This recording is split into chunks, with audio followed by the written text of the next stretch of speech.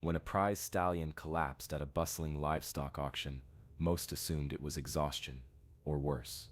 But when a seasoned veterinarian rushed in and suddenly collapsed beside the animal, the crowd froze. What lay hidden beneath the stallion's body would unravel a chilling mystery no one was prepared for, and expose a secret that had been buried for years. The air shimmered above the dust as the crowd pressed closer to the auction ring, cowboy hats tilted forward, sunglasses pushed up against the relentless glare. The auctioneer's voice rang sharp through the speakers, words snapping like a whip. Lot 112, Black Andalusian Stallion, 5 years starting bid at. But the sentence never finished. The horse buckled, not a stumble, not a slip. His front legs folded like paper, and his hindquarters crumpled beneath him, the ground catching his fall with a hollow thud. For a split second, no one moved. The stallion's flank heaved violently, foam clung to the corners of his mouth. His eyes, wide, glassy, rolled upward, and then stilled. Gasps surged through the bleachers. Some stepped back, others leaned in. From the sidelines, a woman shoved through the crowd, clipboard under one arm, stethoscope bouncing against her chest. Dr. Leah Winslow, late 50s, steady hands, sunburned skin, boots worn smooth from decades of emergency calls. She didn't hesitate. "Carl, help me roll him." Now, 2 handlers rushed forward. Leah crouched low, hands moving fast, checking pulse, breathing, gum color, her lips parted, confusion, concern, and then she froze. Something beneath the horse, just barely visible through the churned dust. Her breath hitched. She blinked, hard, 1 second, 2, then her face turned white. She swayed back on her heels, eyes still locked beneath the stallion's body. Her fingers, once precise, now trembled. She stood too fast, stumbled, clutched her chest. She rasped, staggering backward. "I know that mark." Her knees gave way. She collapsed. The crowd, already tense, broke into chaos.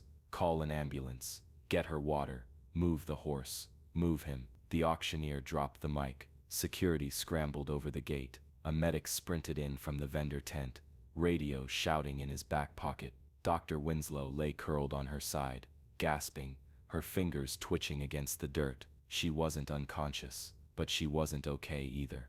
Not by a mile. Meanwhile, the handlers tried lifting the stallion's massive frame, sweat pouring down their necks. He didn't resist. He couldn't. But the moment they shifted him, someone screamed. A young woman, mid-20s, clipboard still clutched in her hands. She pointed with a shaking finger. "Under him, there's something. Oh God, there's something under him." The dust, now disturbed, revealed it in patches. A strip of cloth, red, a smear of something darker, wetter, a sliver of pale, curled bone. Silence fell again, but it was different this time, heavy, cold. Someone whispered, "That's not a horse bone." And just like that, the auction ring wasn't about money anymore. It was a scene, a question, a panic wrapped in heat and dirt, and the sudden sense that nothing was what it seemed. The first man who reached the stallion hesitated, not because of the weight, but because of the stillness. Horses don't fall like that unless something inside them gives out, and even then, they fight. This one hadn't. He'd gone down like he meant to. 2 more workers joined, grabbing the thick leather halter and the flank strap. One of them, an older handler named Roy, muttered under his breath, "Something ain't right." They strained together, shifting the massive body just enough to slide a plywood board underneath. That's when the dust gave way. It wasn't subtle, a wet sound, like fabric pulling free from mud.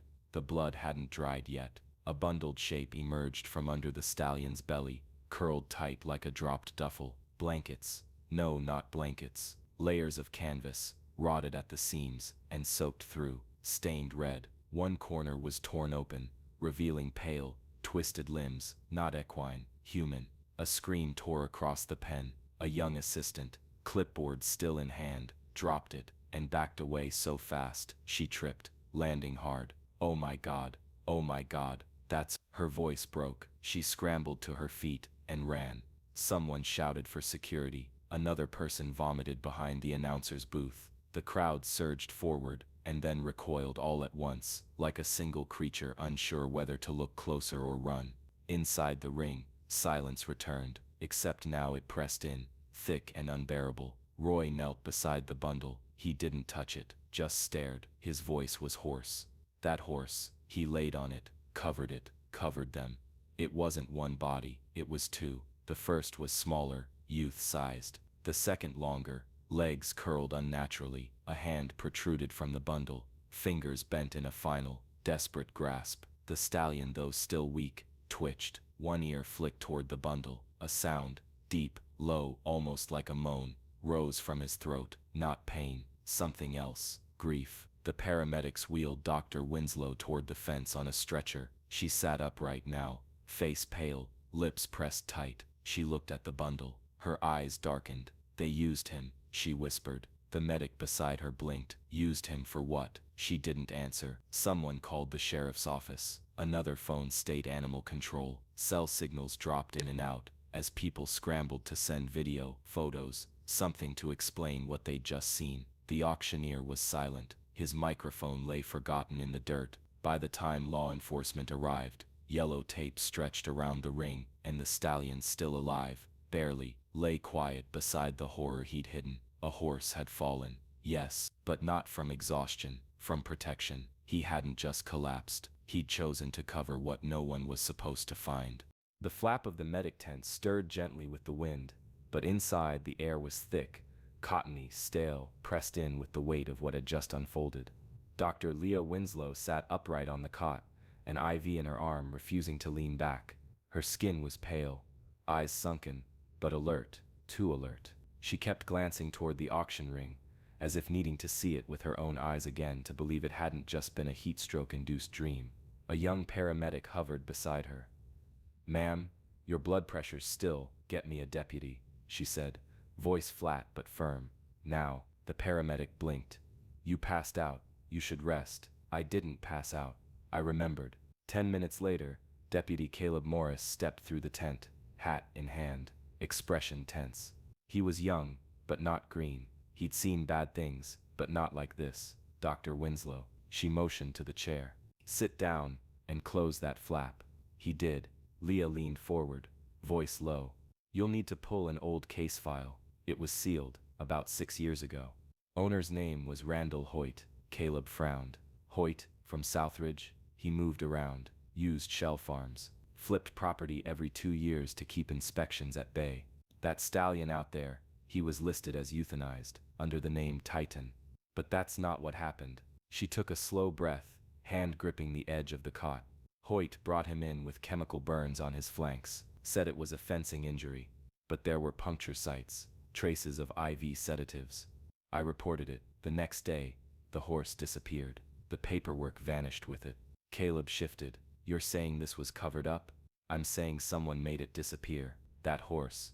He wasn't just abused, he was used, tested on." I tried to push the case, but I got a visit from a state rep. They said it was over. For my safety, they said. Best to move on. So I did, until today.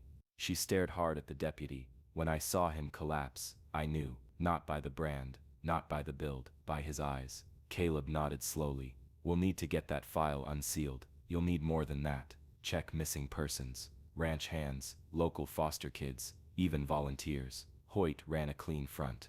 But the horses weren't the only ones disappearing. Outside, the stallion stirred again, covered now with a tarp, flanked by 2 officers and a vet tech. Breathing, barely, Caleb stood. "You think that horse laid on those bodies on purpose?" Leah didn't blink. He was trained to obey commands. But that what he did wasn't training, that was memory. She leaned back then, the weight of years pressing into her chest, and memory doesn't die easy. By nightfall, the auction ring was no longer a place of commerce. It was a crime scene. Floodlights lit the enclosure, with harsh, artificial clarity. The dust, once kicked up by hooves and boots, had settled into a still, uneasy silence. Yellow tape rippled in the wind. The crowd was gone. Only officials remained. A mobile forensic unit arrived just after dusk. White van, no sirens, just quiet authority. Technicians moved with grim efficiency, stepping around the stallion with reverence. The animal had been sedated and laid on a canvas tarp just outside the ring. His breathing was shallow, monitored, fragile. The bundle beneath him was no longer a mystery. Gloves peeled back the rotted canvas, layer by layer, until the truth stood raw and undeniable. Two sets of remains, one clearly human, small with partially fused bones, young. The second set, more fragmented, animal, a canine jaw, possibly a farm dog, possibly not. The dirt was tested immediately. Blood had soaked through to the sublayer, still fresh, still warm when the stallion collapsed. No attempt had been made to bury them deep, just enough to hide, just enough to delay. Inside the tent, a forensic anthropologist laid out a partial femur on a sterile cloth. This one, she said, turning it in the light, has a clean fracture and signs of surgical intervention, maybe pins at one point. Whoever this was, they'd had medical care. She glanced at the sheriff. You said a boy went missing from a foster program 3 years back. Sheriff Dean nodded slowly. Jacob Ellis, 11 years old, broken leg 2 months before he vanished. Ran off from a ranch up near Grover's Hollow. That place was owned by Hoyt at the time. Silence. The anthropologist looked again at the bone. You'll want to pull his dental records. Across the lot, another team was scanning the stallion with portable UV light. What it revealed made even the seasoned vet tech pause. Faint scars crisscrossed his chest and inner thighs, not accidental, precise, surgical. Along his left hind flank, a tattoo, once black, now faded to blue, a series of numbers. No name. Dr. Winslow stood nearby, arms crossed tight. That's not a brand, she murmured. That's a lab ID. One tech looked up. Military, private sector, off books. They swabbed the stallion's wounds, logged each mark, and clipped samples from the base of his mane. The more they examined, the clearer it became. This animal had been modified, tested, not just hurt, but studied. Sheriff Dean watched from a distance, jaw clenched. They buried those bodies under him, hoping no one would check. Figured the horse wouldn't survive the trip. Dr. Winslow didn't look away. They didn't count on him remembering. She stepped closer to the stallion, lowered herself beside him, and touched his shoulder gently. You protected them, she whispered, even when the world didn't protect you. Somewhere deep in his chest, the horse let out a long, slow breath, and for the first time that day, he looked at her. He hadn't spoken a word all day. No bids, no clipboard, just stood near the back row, arms folded, sunglasses on despite the shade creeping over the stands. Tall, lean, face too clean for ranch work, too still for casual interest. He blended in, until someone asked him a question. Sir, did you come in with the transport crew? He didn't answer. Sir? Then he moved, not toward the voice, but away, fast, down the bleachers in 3 clean steps. One man shouted, another grabbed for his sleeve and caught nothing but air. The silent figure ducked behind a vendor tent, vanished through the rear fencing, and was gone before security reached the gate. Get the tapes, the sheriff barked. They did. Later that night, in a cramped office behind the fairgrounds, 4 men stared at a grainy screen. The footage showed him arriving just after dawn. No trailer, no gear, just a rental car and a duffel bag slung over one shoulder. He didn't check in, didn't talk to anyone, but he watched. Every pen, every horse, especially the stallion. Zoom in, said Deputy Morris. The screen flickered, then focused on the man's boots. A logo, faint but unmistakable, burned into the leather heel. 3 curved lines, 1 vertical slash. Dr. Winslow inhaled sharply. That's the Vequis mark. Sheriff Dean frowned. That's what? She stepped forward. Vequis Biogenetics. They ran a private livestock facility just east of Barrow Ridge. Said they were developing gene therapy for equine disease resistance. But there were rumors, implants, neuroconditioning, even behavioral rewiring. Morris glanced at her. You said it was shut down? 2 years ago. Federal raid. Animal rights whistleblower tipped off the DOJ. Dozens of horses seized, some too damaged to save. She paused. Others just disappeared. Dean turned back to the screen. And now this guy shows up wherever those horses do. They ran the footage through facial recognition. Nothing, no matches, no name. But when they widened the search radius, Texas, Wyoming, New Mexico, patterns began to emerge. Other auctions, other collapsed horses, always preceded by the same man. A ghost moving through systems not built to track ghosts. He's not selling, Morris murmured. He's monitoring. Winslow added, or retrieving. Dean's jaw tightened. Which means someone's still running this.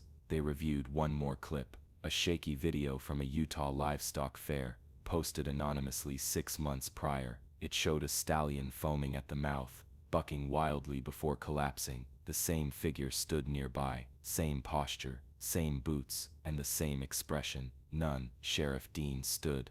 I want APBs across all state lines. Check every lab shut down in the last 5 years. Cross-reference with transport logs. If he's back, someone's bankrolling him. Dr. Winslow looked again at the paused frame. The man's face was still unreadable, but in the horse's eyes just before he fell, there had been something else. Fear, and not of the crowd, not of the noise, of him. The stallion didn't move much the first day, not because he couldn't, but because he wouldn't. His eyes stayed half-lidded, tracking sound, not motion. Every hand that reached toward him was met with a long stare, not defiance, not trust, just calculation, like he was measuring risk, waiting for something. Dr. Winslow sat with him every hour she could, her voice soft, steady, never forcing touch. By the second morning, after a mild sedative and a clean splint change, he shifted, not away, but toward, just a lean, just enough. Good boy, she whispered,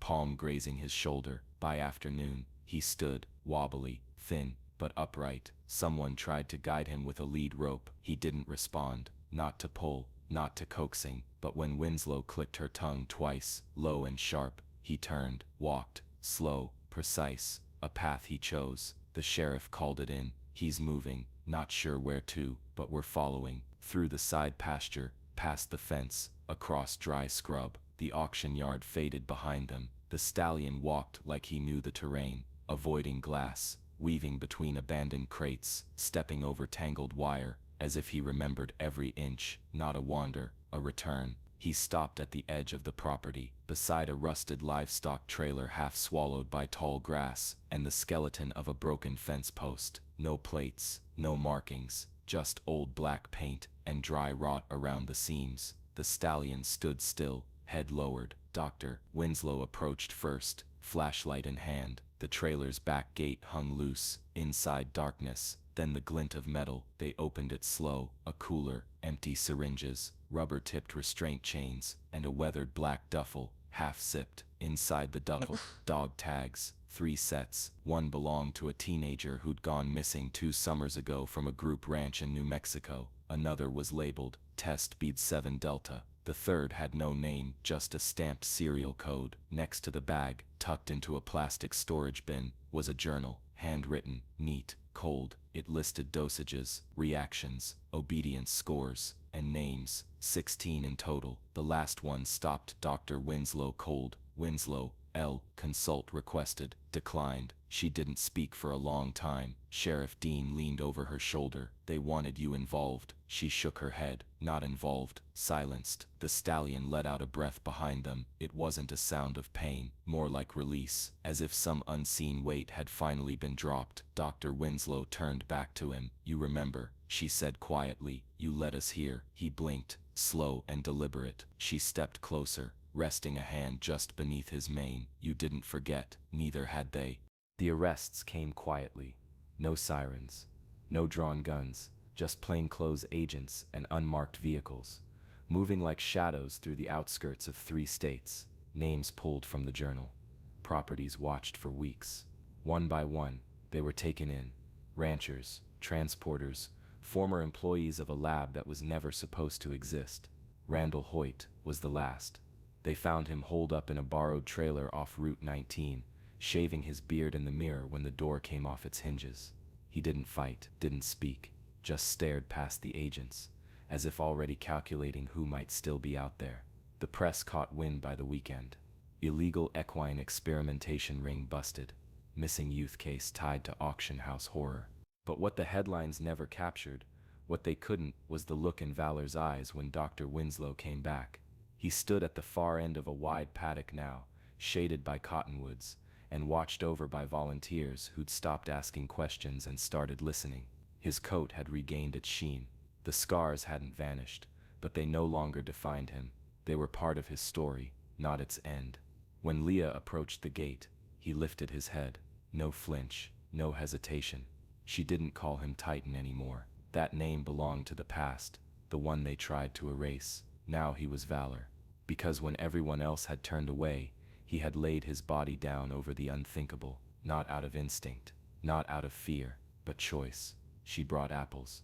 He liked them crisp and cold, peeled by hand. She did that now, as she always did, settled beside him in the grass, speaking in low tones he didn't need to understand to feel. "Thank you," she whispered, placing the slice in his open palm.